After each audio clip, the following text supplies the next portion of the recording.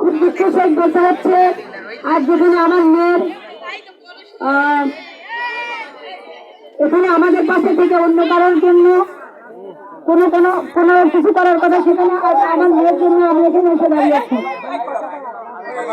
আমার মেয়ে মাধ্যমিক বিদ্যালয়ের নবম শ্রেণীর একজন মেধাবী ছাত্রী।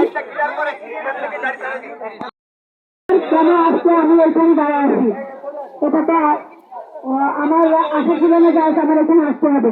আমি চাইছিলাম যে আমার মেয়ের জন্য আমার যে টিচাররা আছেন, যারা তার অভিভাবক, মা বাবার মাদকের ভিতরে গাড়ি আছে, মাদক দিয়া ধরায়, গাড়ির ভিতরে পুলিশ আছে, মাদক দিয়া ধরায়। তাদের মাধ্যমে আমি এটা শেষ করবো। এই গাড়ির ভিতরে মাদক আছে, পুলিশ দিয়া ধরায়। নেই কিছু নেই। আর আমি চাই যে আমার মেয়ের মতো আর কোনো মেয়েদানি এরকম অকালে প্রাণ না হারায়, এরকম নির্যাতনের শিকার না হয়। যারা অভিভাবকের দায়িত্ব পালন করে, শিক্ষক হচ্ছে সমাজের মাথা, তাদের কাছে আমাদের সন্তানদের আমরা নির্দিষ্ট পাঠাই। আজকে যেখানে আমাদের সন্তানরা নিরাপদ না, আজকে আমরা আমাদের সন্তানদের স্কুলে পাঠাইতে আসলে নিরাপদ করবো যে আমরা স্কুলে পাঠাবো। আমার মেয়ে শুধু আমার মেয়ে না, এখানে যারা আছেন স্কুলের বা অন্যান্য যারা আছেন সকল মেয়েরাই আমার মেয়ে। আমি শুধু নিজের আম্মু না, আমি সকল মেয়েদের আম্মু। আমি একজন মা, আমার কাছে সকল মেয়েরাই আমার কাছে আমার মেয়ে। আমি সকল মেয়েদের নিরাপত্তা চাই। আমি চাই আমার মেয়ের জীবন অকালে ধরে গেছে, আর কোনো মা যেন তার সন্তান না হারায়, আর কোনো মেয়ে যেন এভাবে নির্যাতিত হয়ে তাদের প্রাণ নিঘাতে তাদের প্রাণ বিসর্জন না দেয়। আমি এই খুনিদের দৃষ্টান্তমূলক শাস্তি চাই। আমি তাদের সর্বোচ্চ শাস্তি শাস্তি একজন টিচার, একজন আমাদের এর ভিতরে একজন মহিলা টিচার আছেন, উনি কাকলি বাড়ি, একজন মেয়ে হয়ে মায়ের সমতুল্য হয়ে কিভাবে একজন মেয়ের এরকম ক্ষতি করতে পারে, আমার আসলে খুব বলতেই খুব কষ্ট লাগতেছে। যে আসলে বলার ভাষা নেই যে মায়ের সমতুল্য একজন টিচার একজন মেয়ের জীবন এভাবে নষ্ট করতে পারে, এভাবে বিপদে ফেলে দিতে পারে। আমি এইসব মানুষ প্রতি মা রূপী রাক্ষসীদের বিচার চাই, এইসব খুনিদের আমি বিচার চাই। আমি চাই এটা যে আর যেন মায়ের যেন খাওয়ানো হয়, আর যেন মা যেন আমার মতো রাস্তায় এসে দাঁড়াইতে না হয়। আমার একমাত্র সন্তানকে হারিয়ে আজ আমি আপনাদের দ্বারস্থ হচ্ছি। যদি আমার সবাই আমার নেই, আমি মনে করি আমার সন্তান হচ্ছে হারাইছি, কিন্তু সবাই আমার।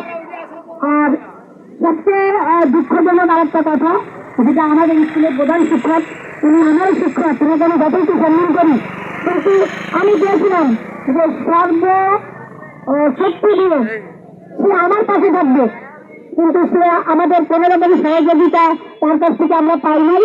সে আমাকে অনেক কথা বলছে, যেটা আসলে আসামিদের পক্ষে বলা হয়ে যায়।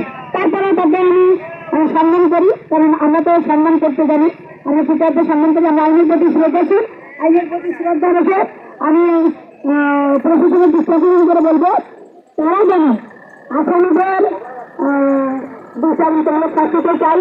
এছাড়া যারা ওই আসামিদের সহযোগিতা করতেছে তাদেরও আইনের আওতায় আনা হোক, তদন্ত করে সঠিকভাবে তদন্ত করে তাদেরও আইনের আওতায় আনা হোক। আর যেন কোনো সন্তান এভাবে তার মায়ের কোল খালি করে চলে না যায়। আমার একমাত্র সন্তান। আমি আজকে এই রাস্তায় দাঁড়া আছি, আমার জন্য হাজার মা এই রাস্তায় দাঁড়া আছে, তারা বিচার চায়, তারা বিচারে আসায় এই রাস্তায় আসছে।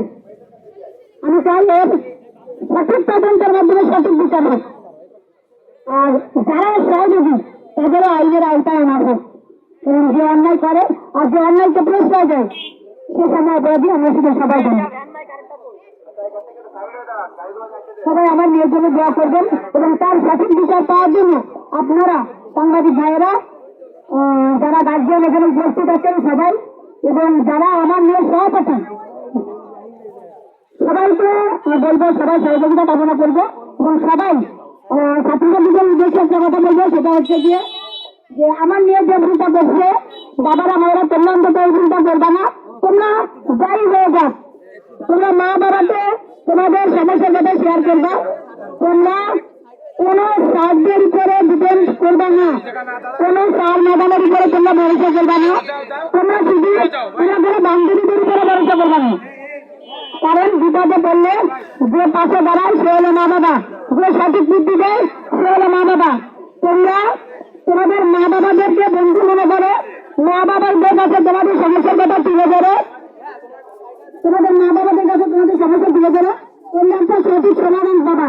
কিন্তু তোমরা যখনই তোমাদের বন্ধু বান্ধবের কাছে সামনাদানদের উপরে নির্ভরশীল হয়ে যাও, তখনই তোমরা তাহলে প্রাণ হারাবো।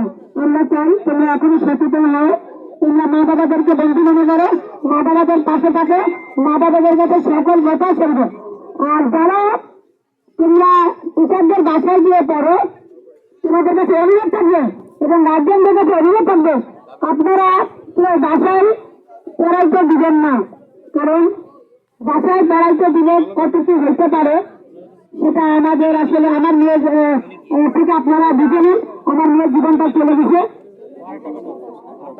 সেক্ষেত্রে হচ্ছে গিয়ে যে আপনারা এটা অবশ্যই লক্ষ্য রাখবেন। আর আমি আমি আমার মেয়ের মৃত্যুর বিচার চাই, আসামি যারা আছে তাদের সর্বোচ্চ শাস্তি ফাঁসি চাই এবং যারা এই আসামিদের সহযোগিতা করতেছে তাদেরকে আইনের আওতায় আনা হোক, এটা আমার প্রশাসনের কাছে যাবে। আমি আমার বক্তব্য শেষ করছি।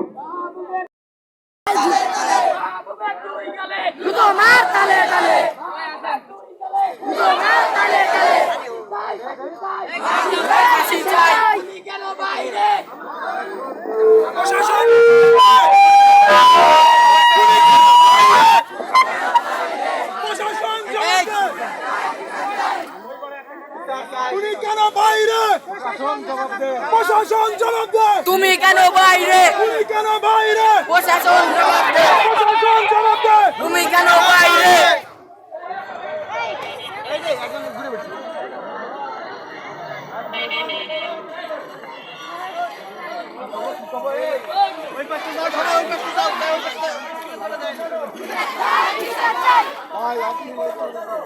চাই বিচার চাই।